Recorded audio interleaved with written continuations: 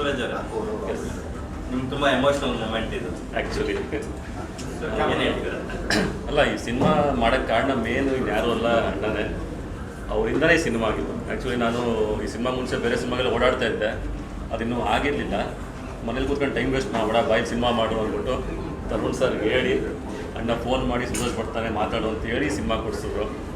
And Tarun sir ಅಷ್ಟೇ ಬಂದ ತಕ್ಷಣ ಸಿನಿಮಾ ಕೊಡಲಿಲ್ಲ, ಬಂದು ನನಗೆಲ್ಲ ಕತೆ ಹೇಳಿ ಲುಕ್ ಟೆಸ್ಟ್ ಮಾಡಿ ಆಮೇಲೆ ಫೈನಲೈಸ್ ಮಾಡಿದ್ರು. ಫಸ್ಟ್ ಆಫ್ ಆಲ್ ಅಣ್ಣಗೆ ತುಂಬ ಥ್ಯಾಂಕ್ಸ್. ಅವ್ರು ಇಲ್ಲದೆ ಈ ಸಿನಿಮಾ ಆಗ್ತಾ ಇರಲಿಲ್ಲ, ಈ ಸಿನಿಮಾ ಕಂಪ್ಲೀಟು ಆಗ್ತಾ ಇರಲಿಲ್ಲ.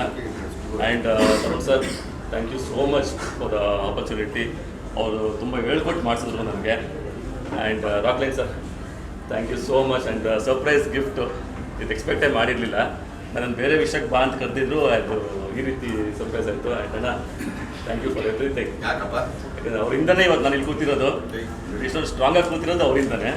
ಆ್ಯಂಡ್ ಥ್ಯಾಂಕ್ ಯು ಅಲ್ಲ, ಒಂದೇ ಹೇಳ್ಬಿಡ್ತೀನಿ, ಸದ್ಯಕ್ಕೆ ಸುಮಾರು ಜನ ಅಲ್ಲ ಜೋರಾಗಿ ಹೇಳ್ತೀನಿ, ಪರವಾಗಿಲ್ಲ. ಇಲ್ಲೇ ಬರ್ತೀನಿ. ಅಲ್ಲಲ್ಲ, ಸುಮಾರು ಜನಕ್ಕೆ ಗೊತ್ತಿಲ್ಲ ಆದರೆ ಸುಮಾರು ಜನಕ್ಕೆ ಗೊತ್ತಿಲ್ಲ ಸೂರಜ್ದು. ಅವನೀಗ ಅದೇ ಹೇಳ್ತಿದ್ದ, ಏನಂದರೆ ನಮಗೆ ಥ್ಯಾಂಕ್ಸ್ ಅವ್ರಿಗೆ ಥ್ಯಾಂಕ್ಸ್ ಅಂತ. ಇಲ್ಲ ಇವ್ರ ಸಂಸ್ಥೆಯಿಂದ ಸುಮಾರು ಜನ, ನಮ್ಮ ತಂದೆ ಕಾಲದಲ್ಲಿ ಇರ್ಬೇಕಾದ್ರೆ ಸುಮಾರು ಜನ ಕೆಲಸ ಮಾಡೋದು ಅದು ಇವ್ರ ಸಂಸ್ಥೆಯಿಂದ. ಮೀಸೆ ಶ್ರೀನಿವಾಸ್ ಅಂತ ಹೇಳ್ಬಿಟ್ಟು ದೊಡ್ಡ ನಿರ್ಮಾಪಕರು, ಅವ್ರ ಮಗ ಇವರು. ಅವ್ನು ಹೇಳ್ತಾರೆ ಸುಮ್ಮನೆ ತುಂಬ ಚಿಕ್ಕ ಮಾತು, ಅವ್ನು ತುಂಬ ದೊಡ್ಡದು. ಲೆಕ್ಕ ತಗೋಬೇಕು ಸುಮಾರು ಇದೆ. ಸೂರಜ್ ಅವರ ಸಿನಿಮಾದಲ್ಲಿ ಯು ಲುಕ್ ವೆರಿ ಪ್ರಾಮಿಸಿಂಗ್. ಹೌದು, ತುಂಬ ಒಂದು ಒಳ್ಳೆ ಇಂಟೆನ್ಸ್ ರೋಲ್ ಮಾಡಿದ್ರಿ. ಹೌದು. ಸೊ ನಿಮ್ಮನ್ನು ನೀವು ರಿಲೀಸ್ ಟೈಮಲ್ಲಿ ನೋಡ್ಕೊಂಡಾಗ ಸ್ಕ್ರೀನ್ ಮೇಲೆ ಏನು ಅನಿಸ್ತು? ಅಲ್ಲ, ಈ ಲುಕ್ಕನ್ನು ಎಕ್ಸ್ಪೆಕ್ಟೇ ಮಾಡಿರಲಿಲ್ಲ. ಸೊ ಲುಕ್ ವೈಸ್ ಎಲ್ಲ ತರುಣ್ ಸರ್ ಡಿಸೈಡ್ ಮಾಡಿದ್ರು. ಅದಕ್ಕೆ ಫಸ್ಟ್ ಲುಕ್ ಟೆಸ್ಟು ಕೂಡ ಮಾಡಿದ್ರು. ಲುಕ್ ಟೆಸ್ಟ್ ಎಲ್ಲ ಆದಮೇಲೆ ಶೂಟಿಂಗ್ ಸ್ಟಾರ್ಟ್ ಮಾಡಿದ್ದು ನಾವು. ಸೊ ಖುಷಿ ಅನಿಸ್ತು. ಗುಡ್. 2 ಥರ ಶೇಡ್ ಇದೆ. ಒಂದು ಫುಲ್ಲು ಶೇವ್ ಬ್ರಾಹ್ಮಣದ ಲುಕ್ಕು, ಇನ್ನು ಸೆಕೆಂಡು ನೋಡಿದ್ರ ನೀವೇ.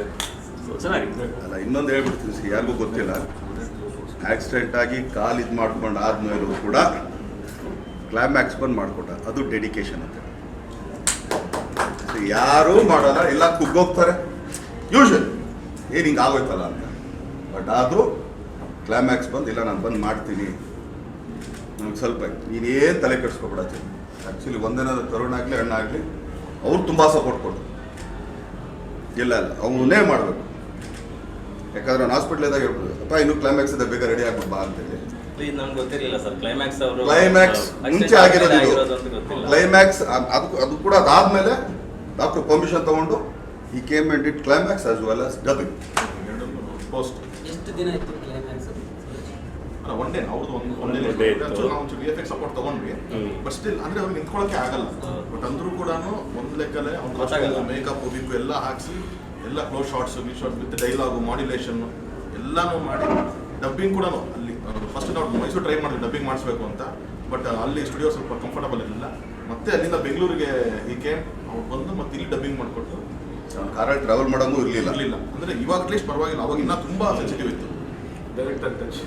ಬಟ್ ಇನ್ನೊಂದು ನನಗೆ ಗೊತ್ತಿರೋಂಗೆ ಇನ್ನೊಂದು 3 ಮಂತ್ಸ್ ಮತ್ತೆ ಅವ್ನ ಕಲಲ್ಲಿ ನಿಂತ್ಕೊಂಡ್ಬರ್ತಾನೆ. ಇದೊಂದು ಮಾತ್ರ ಗ್ಯಾರಂಟಿ ಐತಿ. Thank you.